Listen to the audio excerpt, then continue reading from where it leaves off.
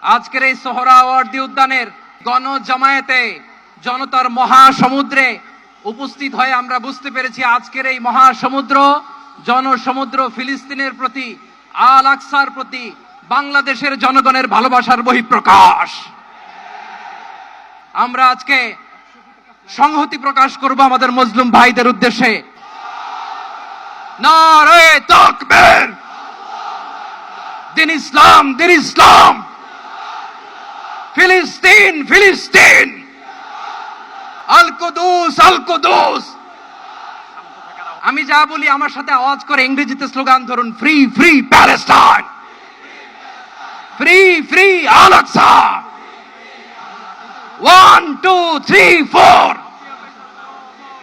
genocide no more, from the river to the sea, Palestine will be free.